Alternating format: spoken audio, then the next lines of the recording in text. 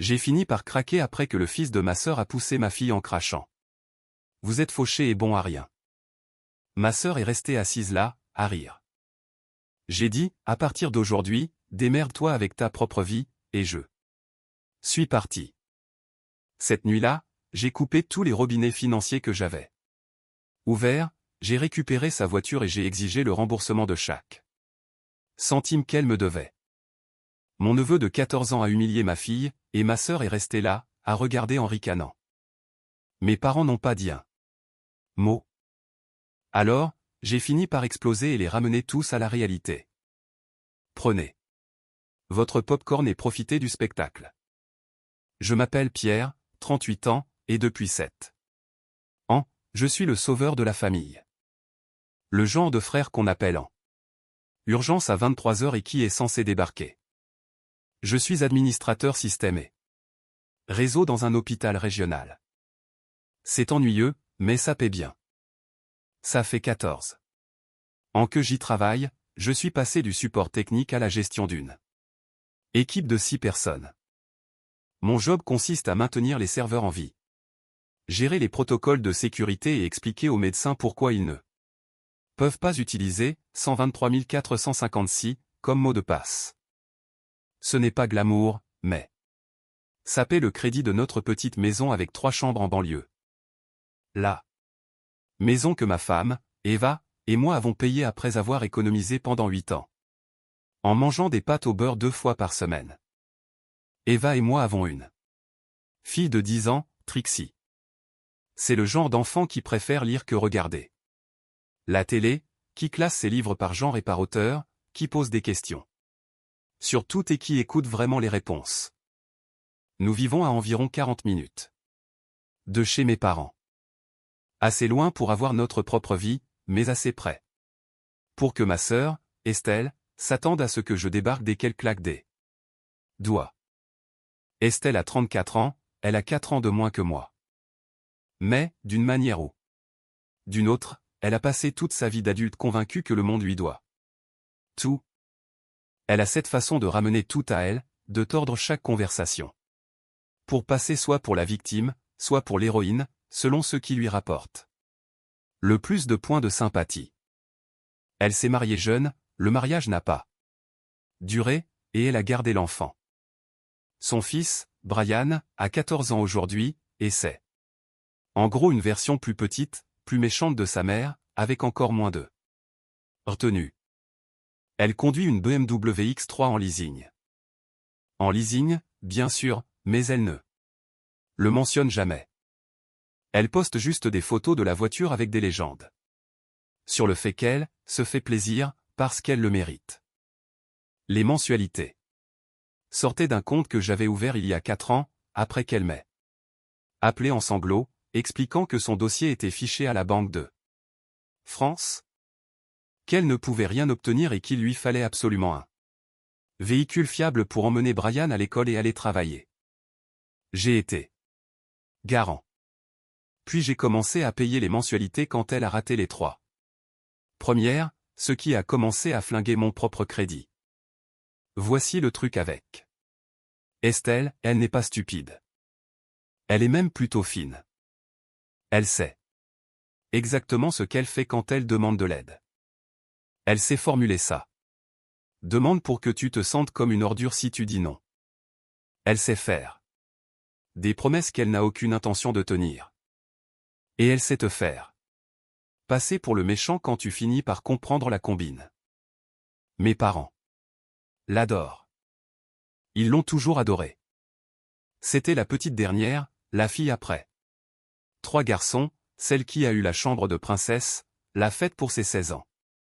Et les larmes lors de son mariage, alors que moi, j'ai eu une poignée de main à l'obtention de mon diplôme et une carte avec 20 € dedans. Quand Estelle a annoncé sa grossesse à 19 ans, mes parents lui ont organisé une baby shower qui a coûté plus cher que tout mon mariage. Quand j'ai été promu administrateur senior l'an dernier, ma mère a demandé si ça signifiait que je pouvais aider Estelle a payé son assurance auto. C'est comme ça que ça marche dans ma famille. Estelle prend, je donne. Tout le monde fait comme si c'était normal. Il y a 7 ans, elle m'a appelé après son divorce. Elle était en miettes, ou du moins, c'est ce qu'elle laissait paraître. Son ex l'avait laissée avec rien. Elle disait avoir besoin d'aide pour se remettre sur pied jusqu'à ce qu'elle se réorganise. Je l'ai cru. Ce fut ma première erreur. J'ai commencé par des petites choses, payer ses factures d'électricité pendant quelques mois, l'aider pour les courses, payer les fournitures scolaires de Brian. Puis les demandes sont devenues plus grosses. Elle avait besoin d'un meilleur appartement. Pouvais-je me porter garant? Elle voulait reprendre des études pour devenir agent immobilier. Pouvais-je payer les frais d'inscription? Elle avait besoin d'une voiture. Pouvais-je aider pour l'apport? Elle savait exactement quand demander. Toujours juste après qu'une bonne chose m'arrive. J'avais une augmentation, sa voiture tombait en panne, ou on réservait des vacances. Brian avait soudain besoin d'un appareil dentaire, comme par hasard à chaque fois qu'elle me promettait de me rembourser. Et je ne suis pas un idiot fini. Donc, après la première année, j'ai commencé à lui faire signer des reconnaissances de dettes, de vrais documents juridiques, avec des échéanciers et des intérêts. Signés devant mon pote Antoine, qui est juriste et qui trouvait que je faisais bien de me protéger. Antoine m'a dit une fois que les documents étaient solides. Mais qu'essayer de les recouvrer serait un cauchemar si Estelle décidait de se battre.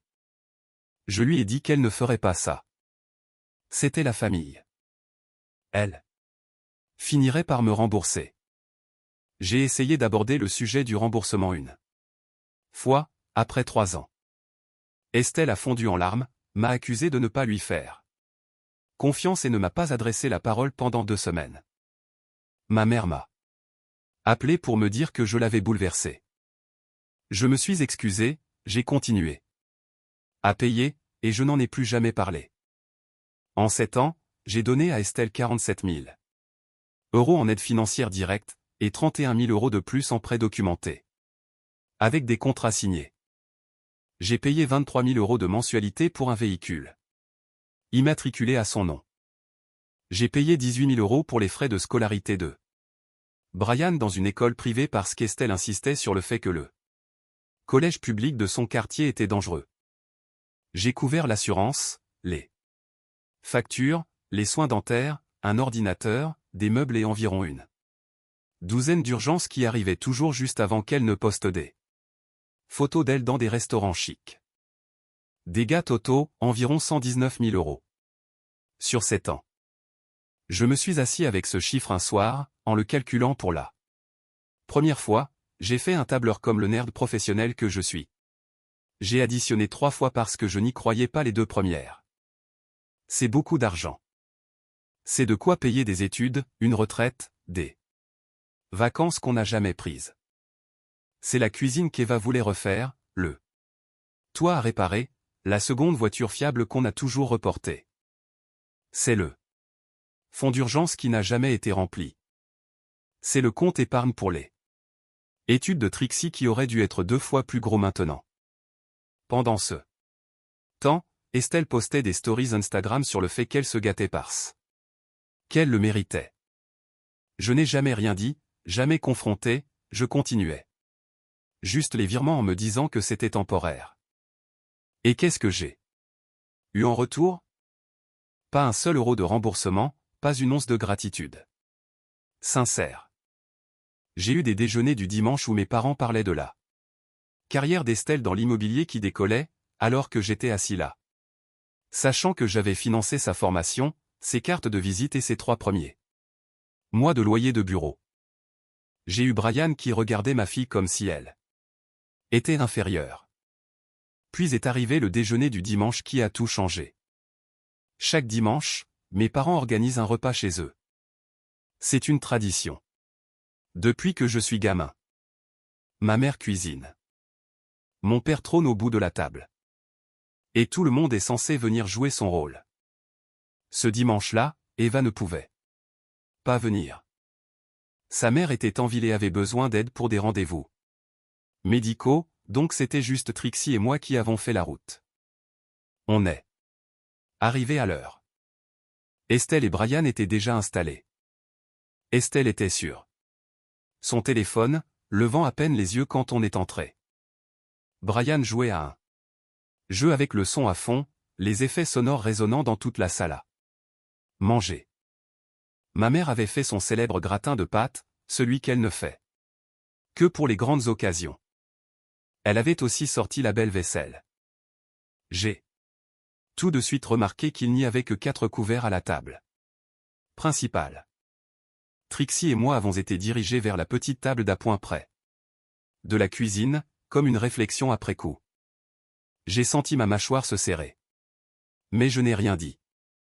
Trixie n'avait pas semblé remarquer. Elle a juste sorti son livre, un roman de fantaisie qu'elle lisait pour la 3e fois, et s'est installée. Cette gamine peut disparaître dans une histoire comme si rien d'autre n'existait. Ma mère est venue tripoter la nappe près de nous, puis a fait un commentaire sur le fait que la grande table devenait encombrée et que c'était tellement cocooning d'être assis près de la cuisine, comme si nous étions des invités lors de la fête de quelqu'un d'autre plutôt que de la famille. Le repas a commencé normalement. Mon père a raconté des histoires sur ses amis du golf. Ma mère s'est occupée de Brian, lui demandant des nouvelles de l'école et de ses copains, et s'il voulait plus de gratin.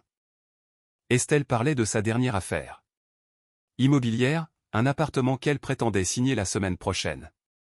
Lâchant des chiffres qui semblaient gonflés et des détails qui ne tenaient pas la route. Je suis resté plutôt silencieux, j'ai mangé, surveillé Trixie qui lisait, et compté les minutes jusqu'à ce qu'on puisse partir. Puis Brian s'est ennuyé. Il s'est levé, a déambulé jusqu'à là où Trixie était assise, et lui a arraché le livre des mains. Il l'a attrapé en pleine lecture et l'a brandi comme un trophée. C'est quoi cette gaminerie de bébé? Des dragons et des princesses, t'as 5 ans? Le visage de Trixie est devenu rouge. Elle a tendu la main pour récupérer le livre, mais Brian a poussé son épaule violemment, la faisant retomber sur sa chaise, puis a levé le livre plus haut, en riant. Ensuite, il l'a jeté par terre et a marché dessus. Il a vraiment marché dessus, écrasant sa basket sur la couverture. J'étais debout avant même d'avoir réalisé que je bougeais. Ramasse ça. Maintenant. Ma voix est sortie plus dure que je ne l'avais prévu. Brian m'a regardé comme si j'avais une deuxième tête. Il n'avait pas l'habitude qu'on lui dise non. C'est juste un livre. Détends-toi. Tonton Pierre. Ramasse-le. Estelle a enfin levé les yeux de son téléphone. Son expression passant de l'ennui à l'agacement.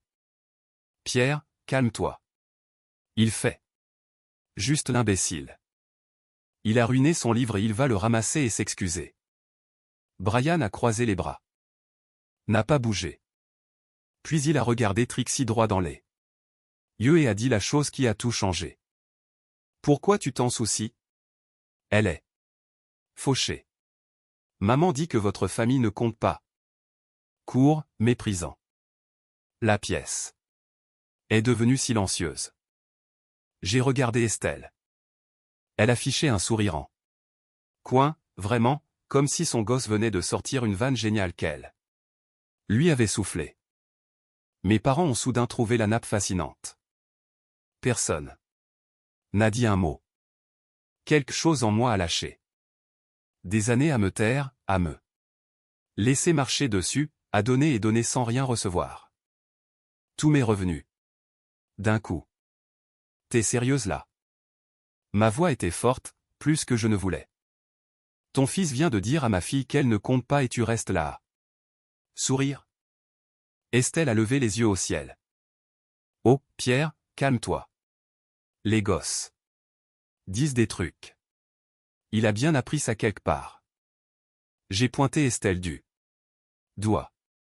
Elle a ri. Ne ramène pas ça à moi juste parce que tu ne supportes pas. Un peu d'honnêteté.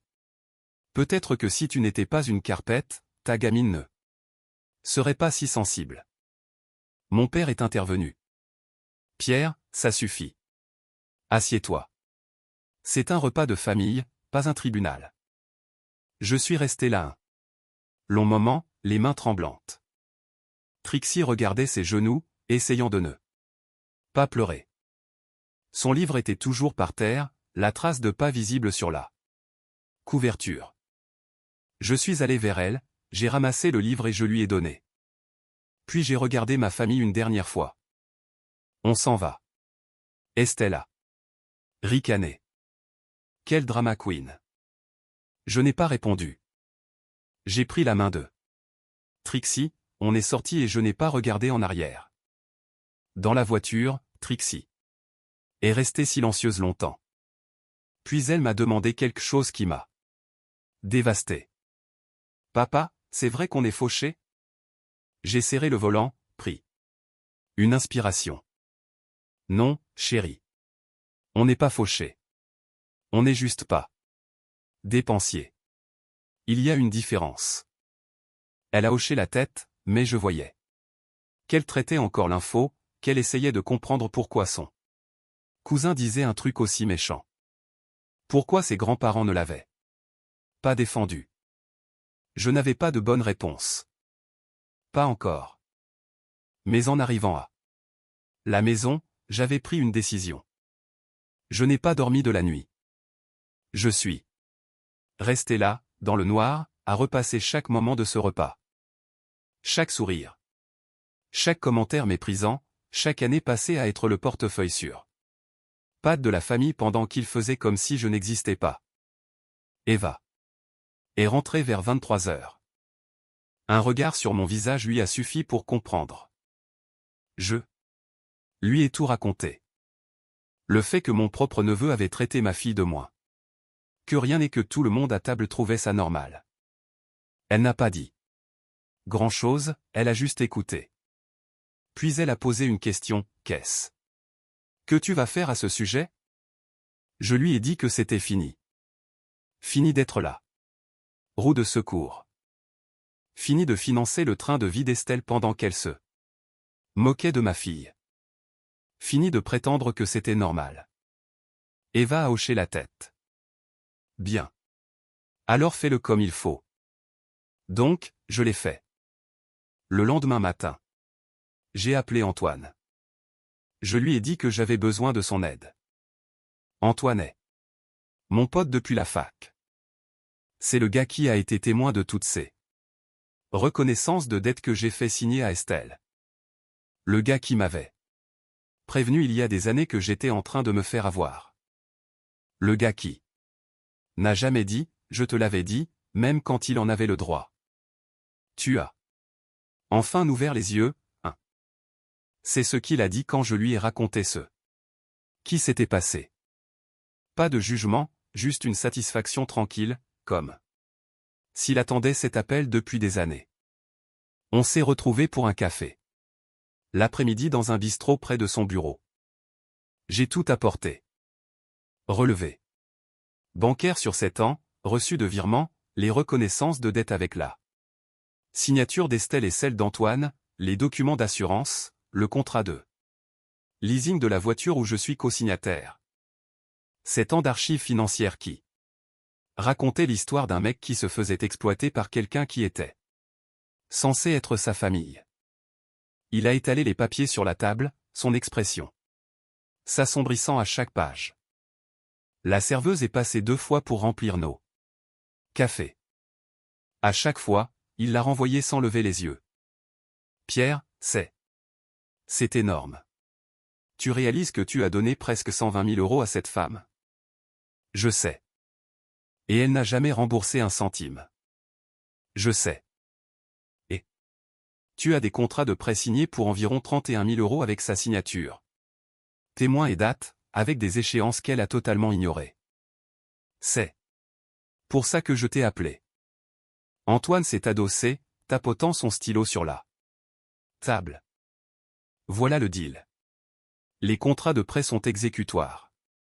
Tu pourrais l'attaquer au tribunal civil, obtenir un jugement, essayer de recouvrer, mais ça prend du temps, ça coûte de l'argent, et si elle n'a rien qui vaut la peine d'être saisie, tu gagneras sur le papier, mais tu ne verras jamais 1 euro. Du moins, pas tout de suite. Mais le jugement sera acté. Si elle se remet un jour dans le droit chemin, si elle a un jour quelque chose qui vaut la peine d'être protégée, tu seras le premier sur la liste. Et pour la voiture? La BMW. Antoine a sorti le contrat de leasing, l'a étudié un moment. Tu es co-signataire. Ton nom est sur les papiers. Et si je lis bien, tu as fait chaque versement depuis 4 ans alors qu'elle a fait, laisse-moi compter. 0. 0, non? Exact.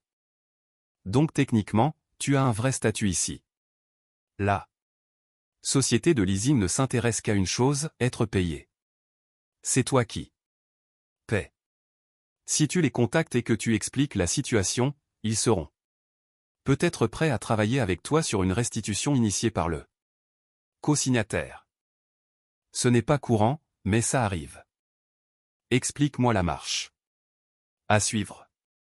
Tu appelles la société, tu expliques que tu veux mettre fin à ton engagement de co-signataire.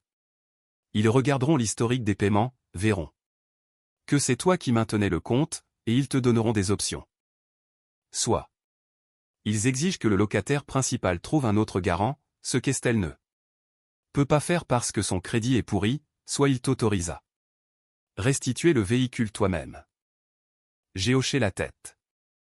Et mes parents? Quoi, eux? Ils ont permis tout ça. Ils l'ont regardé me pomper pendant des années sans dire un mot. Antoine a haussé les épaules. Tes parents ne sont pas légalement responsables des dettes de ta sœur. Mais si tu veux couper les ponts, c'est ton choix. Ne t'attends juste pas à ce qu'ils comprennent. Ce genre de personnes, ils ont construit toute leur vision du monde autour de l'idée que tu es le pourvoyeur et Estelle la princesse. Ils vont te blâmer. Je ne m'attends pas à ce qu'ils comprennent quoi que ce soit. Bien, parce qu'ils ne le feront pas. Mais voilà le truc, Pierre. Antoine s'est penché en avant, me regardant droit dans les yeux. Tu as juste besoin de te protéger, toi et ta famille. Les autres peuvent se débrouiller avec leurs propres problèmes pour une fois. On a passé les 2 heures suivantes à monter un plan. Quand j'ai quitté ce café, j'avais un calendrier, une stratégie, et pour la première fois en 7 ans, je pouvais penser clairement. Lundi matin, j'ai commencé à passer des appels. D'abord, la société de leasing. J'ai expliqué que j'étais co-signataire sur un leasing, que j'avais fait tous les paiements depuis 4 ans, et que je voulais formellement mettre fin à cet arrangement et faire restituer le véhicule. La représentante était confuse au début. Ce n'était pas une demande habituelle, mais après que j'ai expliqué la situation, après que j'ai envoyé les preuves que chaque paiement venait de mon compte, ils m'ont transféré au service des comptes spéciaux. La femme s'appelait Rachel. Je pouvais l'entendre taper au clavier pendant qu'on parlait, cherchant les dossiers. Monsieur Hartwell, je regarde l'historique de votre compte. Vous avez fait 47 versements consécutifs sur ce véhicule. Le locataire principal en a fait 0. C'est bien ça? C'est exact. Et je veux mettre fin à mon accord de co-signature. Très bien. Voici ce qu'on peut faire. Vous pouvez soumettre une demande formelle de retrait. En tant que co-signataire. Si le locataire principal ne peut pas fournir un garant de remplacement sous 30 jours, le véhicule devra nous être restitué. Ou, si vous pouvez ramener le véhicule vous-même, on peut accélérer les choses. Qu'est-ce que vous voulez dire par ramener le véhicule moi-même? Si vous pouvez apporter le véhicule dans l'un de nos centres de retour autorisés, on peut traiter la restitution immédiatement et clore votre obligation. Il vous faudrait le consentement du locataire principal, ou prouver que vous avez le droit légal de prendre possession. J'ai fait chaque paiement. Alors je dirais que vous avez un dossier solide. Je peux vous envoyer les documents pour Une restitution initiée par le co-signataire. C'est inhabituel, mais vu votre historique de paiement, je ne vois aucun problème de notre côté. On vous autorise à récupérer le véhicule et à l'emmener au centre le plus proche. J'ai rempli les formulaires cet après-midi-là, je les ai scannés, renvoyés, et j'ai reçu confirmation et autorisation en 2 heures. Rachel a inclus les instructions écrites sur ce qu'il fallait faire et où amener la voiture. Appel suivant. L'école privée de Brian. Je payais 500 € par mois pour ses frais de scolarité depuis 3 ans. Estelle m'avait dit que c'était un prêt, qu'elle me rembourserait quand ses commissions d'immobilier tomberaient. Elle n'a jamais remboursé un centime. Le service comptabilité de l'école était efficace. J'ai expliqué que je mettais fin à mon arrangement de paiement tiers avec effet immédiat. Ils ont demandé une confirmation écrite. Je l'ai envoyée. Fait. Ensuite, les factures. Je payais l'électricité d'Estelle depuis 2 ans. La compagnie d'électricité n'a pas posé de questions. Ils ont juste supprimé mon mode de paiement et fermé mon accès au compte. L'assurance était la suivante. J'avais ajouté la voiture d'Estelle à mon contrat il y a des années pour lui obtenir un meilleur tarif. Un coup de fil à mon agent et elle a été supprimée. Sa couverture prendrait fin sous 30 jours sauf si elle prenait son propre contrat. Mardi après-midi, j'avais coupé toute connexion financière avec ma sœur. Chaque virement auto, chaque accord de co-signature, chaque transfert mensuel. Puis est venue la partie difficile. Mercredi matin, je suis allé à la résidence d'Estelle. La BMW était sur sa place de parking réservée. J'avais le double des clés, celui qu'elle m'avait donné il y a des années en cas d'urgence. J'avais les documents d'autorisation de la société de leasing, signés et tamponnés. J'ai garé ma voiture, j'ai regardé l'heure. 8h40. Estelle devait être à l'intérieur à se préparer pour le boulot. Brian devait être à l'école. La voie était libre. J'ai marché vers la BMW, mis la clé dans la porte. Je suis monté, j'ai démarré. En sortant de la place, j'ai vu un mouvement du coin de l'œil. Le voisin d'Estelle, un type âgé qui promenait son chien, me regardait avec une expression confuse. Je lui ai fait un signe de la main, je suis passé. Comme si c'était tout à fait normal. Il dirait probablement à Estelle qu'il a vu un mec partir avec sa voiture. Bien. Qu'elle la prenne comme ça. La route vers la concession a pris 40 minutes. J'ai suivi les instructions de Rachel à la lettre, je me suis garé dans la zone de restitution, je suis entré avec ma documentation. Le processus a pris environ 1 heure.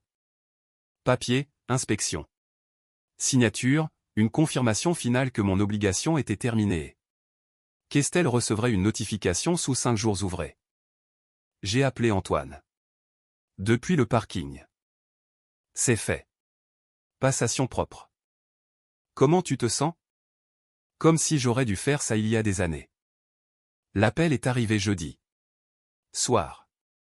J'étais dans le jardin avec Trixie, on installait une mangeoire à oiseaux. Qu'elle avait eu pour son anniversaire. Eva était à l'intérieur à préparer le dîner. Soirée normale. Puis mon téléphone a sonné. Le nom d'Estelle sur l'écran. Je l'ai laissé sonner 5 fois avant de répondre. Sa voix était toxique à souhait. Où est ma voiture, Pierre? Ta voiture? Tu veux dire la voiture que je payais? Celle avec mon nom sur le leasing? Tu sais exactement de quoi je parle. Le concessionnaire a appelé et a dit que le véhicule avait été restitué. Qu'est-ce que tu as fait, bon sang? J'ai mis fin à mon accord de co-signature et j'ai restitué le véhicule. Ça me coûtait environ 500 € par mois que je ne pouvais plus me permettre. Silence. Puis, elle a explosé. Tu ne peux pas juste faire ça. C'était ma voiture. J'ai besoin de cette voiture pour le travail. Comment je suis censé montrer des maisons aux clients sans voiture? Alors peut-être que tu aurais dû payer les mensualités. Ou peut-être que tu aurais dû économiser et acheter ta propre voiture comme tout adulte sur cette planète. Je comptais te rembourser. Quand, Estelle? Tu me dois plus de 30 000 € en prêt documenté depuis des années. Tu n'as pas remboursé un seul euro. Pas même un geste symbolique. Pas même 100 balles pour mon anniversaire avec un petit mot disant « et, merci » de maintenir ma vie à flot. J'ai été occupé à construire ma carrière. Ta carrière que j'ai payée. La licence IMO que j'ai couverte. Les supports de marketing que j'ai gérés. Les frais de bureau dont je me suis occupé. Cette carrière-là. Elle n'avait pas de bonne réponse. Je ne peux pas croire que tu me fasses ça. Pourquoi? Une stupide dispute au repas. Ton fils a traité ma fille de moins que rien. Et tu es restée assise à sourire. Oh mon Dieu! Tu rumines encore là-dessus? C'était une blague. Les gosses disent des trucs. Ton gosse a dit des trucs qu'il a appris de toi. Et non, je ne rumine plus. J'en ai fini. J'en ai largement fini. Qu'est-ce que c'est censé vouloir dire? Ça veut dire que j'en ai fini. La voiture est partie. Les paiements de scolarité sont annulés. Tes factures ne sont plus sur ma carte. Ton assurance prend fin à la fin du mois. Débrouille-toi toute seule. Encore du silence. Je pouvais l'entendre paniquer. Pierre, tu ne peux pas faire ça. Maman et papa vont péter les plombs quand ils vont apprendre ça. Bien. Dis-leur combien je t'ai donné ces 7 dernières années. Dis-leur pour les prêts que tu n'as jamais remboursés. Dis-leur comment tu vivais à mes crochets tout en me traitant de perdant dans mon dos. Je n'ai jamais. Brian ne sort pas ça de nul part. Il l'a appris quelque part et j'ai fini de faire semblant de ne pas savoir. Où? J'ai raccroché. Le téléphone a sonné immédiatement. J'ai refusé l'appel. Puis ma mère a appelé. J'ai laissé tomber sur la messagerie. Eva est sortie en s'essuyant les mains sur un torchon. Tout va bien? J'ai regardé Eva. Regardé Trixie qui remplissait soigneusement la mangeoire, concentrée et contente, totalement inconsciente de la tempête que je venais de déclencher. Ouais, tout va bien. Le dîner est prêt. 5 minutes. Parfait. On est rentré, on a dîné, on n'a pas parlé d'Estelle ou de mes parents. On a juste profité du calme. Le message vocal de ma mère était complètement délirant. Comment pouvais-je faire ça à Estelle? Elle galérait. Elle avait besoin d'aide. J'étais cruel, mesquin et égoïste. La famille soutient la famille. Le sang est plus épais que l'eau. J'ai sauvegardé le message vocal. Puis j'ai bloqué son numéro. Les 3 semaines suivantes furent un chaos. Un chaos satisfaisant. Cathartique, totalement prévisible. Sans la BMW, Estelle ne pouvait plus maintenir les apparences. Elle a dû emprunter des voitures, prendre des VTC pour les visites, expliquer à ses clients pourquoi elle arrivait soudainement en Uber au lieu de sa propre voiture. Son business, qui avait toujours été plus de l'image que du fond, a commencé à s'effondrer. L'un de ses collègues a dit à un ami commun qu'Estelle s'était pointée à une présentation de vente dans un monospace emprunté, avec des céréales écrasées dans les tapis de sol et un siège auto à l'arrière. Les clients ont choisi un autre agent. Puis une autre affaire est tombée à l'eau quand elle n'a pas pu arriver à l'heure à la visite. Puis une troisième quand elle est arrivée stressée et épuisée, rien à voir avec la professionnelle polie promise par ses supports marketing. Sans mes paiements, Brian a été retiré de son école privée en milieu de semestre. Estelle a essayé De mettre en place un plan de remboursement, mais l'école exigeait un dépôt qu'elle ne pouvait pas couvrir. Elle a essayé de négocier. Elle a essayé de pleurer. Elle a essayé de menacer de laisser un mauvais avis. Rien n'a fonctionné. Il a fini dans le collège public local, ce qui était très bien. Mais Estelle agissait comme si je l'avais envoyé en prison. Brian a apparemment dit à ses nouveaux camarades qu'il allait dans une école bien meilleure avant. Que son oncle ne ruine sa vie. Il s'est battu 3 fois le premier mois. Le parent d'un enfant a menacé de porter plainte. Estelle m'a blâmé pour ça aussi. Elle a posté une longue tirade sur Facebook sur comment le système échoue. Mère célibataire. Oubliant opportunément la partie où elle vivait aux frais de son frère depuis 7 ans tout en postant des photos de vacances. Sans mai. Paiement, l'électricité a été coupée pendant 3 jours avant qu'elle ne puisse rassembler l'argent pour un nouveau compte à son nom. Elle a dû rester chez une amie jusqu'à ce que ce soit réglé. Elle a posté un truc vague sur les réseaux sociaux sur le fait qu'elle traversait une période difficile et demandait des prières. Une chose en amenant une autre. Sans la voiture, ses revenus ont chuté. Sans revenus, elle ne pouvait pas couvrir ses dépenses. Sans couvrir ses dépenses, son dossier a empiré. Elle ne pouvait pas avoir de nouvelle voiture. Une spirale descendante qui était inévitable dès le moment où elle a décidé de construire sa vie sur le portefeuille de quelqu'un d'autre. Antoine me tenait au courant du côté juridique. Estelle avait consulté 3 avocats différents pour la situation de la voiture, espérant en trouver un qui lui dirait qu'elle avait un dossier. Les 3 ont dit la même chose, je n'avais rien fait de mal. La société de leasing avait autorisé la restitution. Le co-signataire qui fait tous les paiements a le droit de mettre fin au contrat. Si quelqu'un avait commis une fraude, c'était elle, en se faisant passer pour capable de faire des paiements qu'elle n'avait jamais eu l'intention de faire. Les reconnaissances de dette étaient une autre histoire. Antoine a déposé les documents pour les transformer en jugement formel. Procédure simplifiée pour les montants sous 10 000 €. Tribunal civil pour les plus gros prêts. Le processus prendrait des mois, mais les jugements seraient actés. Si Estelle se remettait un jour en selle, on serait les premiers sur la liste. Peut-être que je ne verrais jamais cet argent, mais le principe comptait. La trace de ce qu'elle avait fait et de ce qu'elle devait exister désormais, permanente et indéniable. Pendant ce temps, la vie s'est améliorée pour nous. Eva et moi avons enfin commencé la rénovation de la cuisine qu'on repoussait depuis des années. Nouveau plan de travail, nouveau placard, un vrai îlot avec des places assises pour 3. On a emmené Trixie à la mer pour un grand week-end. Ses premières vraies vacances depuis ses 6 ans. On a toujours dit qu'on n'avait pas les moyens. Toujours dit, l'année prochaine.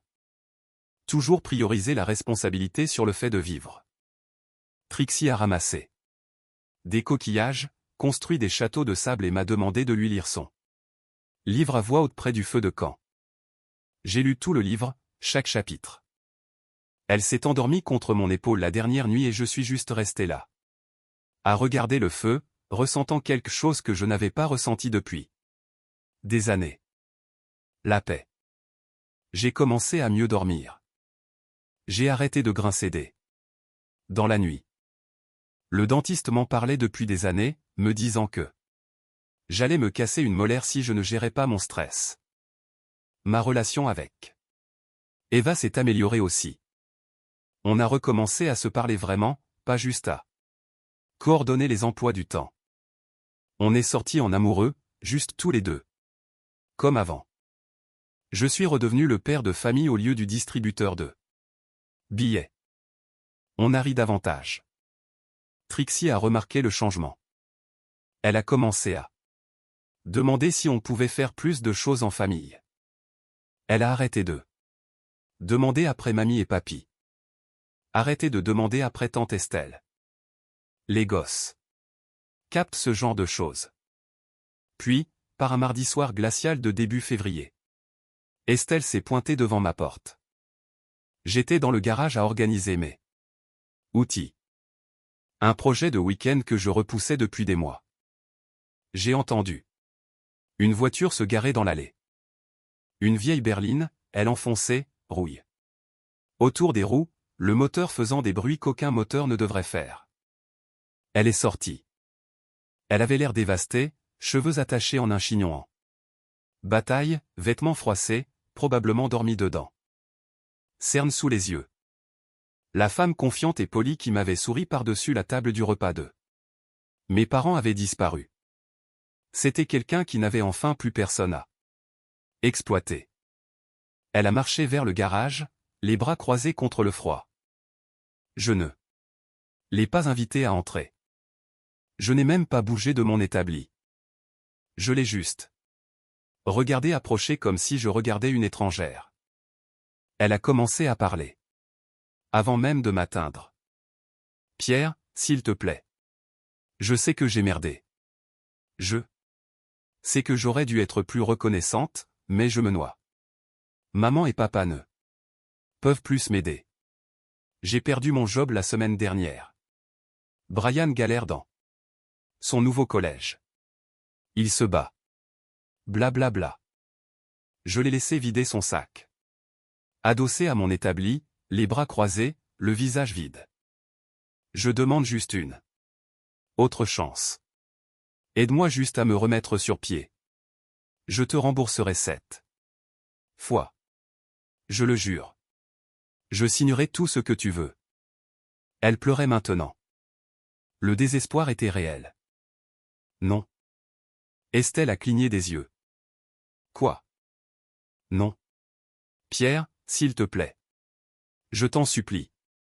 Je n'ai nulle part où aller. Pas mon problème. Je suis ta sœur. Plus maintenant. Elle a essuyé ses yeux. Son expression changeant. La vraie Estelle ressortait de derrière les larmes. Alors c'est ça? Un commentaire stupide d'un ado et tu jettes toute ta famille? Ce commentaire m'a montré exactement ce que tu penses de moi. Toujours. Penser. Je n'ai jamais. Si, tu l'as fait. Elle m'a fixé, cherchant des angles, des leviers, n'en trouvant aucun. Rentre chez toi, Estelle. Pierre. Pars maintenant ou je te fais virer. Elle est restée là un autre moment, attendant que je m'adoucisse, que je sois le paillasson sur lequel elle comptait depuis 7 ans. Je ne l'ai pas fait. Finalement, elle s'est retournée, a marché vers sa voiture et est partie. J'ai regardé jusqu'à ce que ses feux arrière disparaissent. Puis je suis retourné organiser mes outils. Eva est apparue dans l'encadrement du garage quelques minutes plus tard. J'ai vu la voiture d'Estelle. Tout va bien? J'ai pris une clé, je l'ai remise à sa place. Ouais, elle pleurait pour obtenir de l'aide, mais ne t'inquiète pas. Elle ne nous embêtera plus. Eva a hoché la tête lentement et a souri. Bien. Elle est rentrée à l'intérieur. J'ai fini d'organiser le garage. Puis j'ai éteint la lumière, fermé la porte et je suis rentré pour aider Trixie avec ses devoirs. Elle travaillait sur une fiche de lecture. Son roman de fantaisie préféré. Étalé sur la table de la cuisine. Le même livre sur lequel Brian avait marché. Quelques semaines plus tôt. Elle avait continué à le lire quand même. Les gosses sont coriaces comme ça. La nuit était calme. Notre maison était chaleureuse. Ma famille était réunie pour la première fois en 7 ans. Ce calme, c'était ça, là.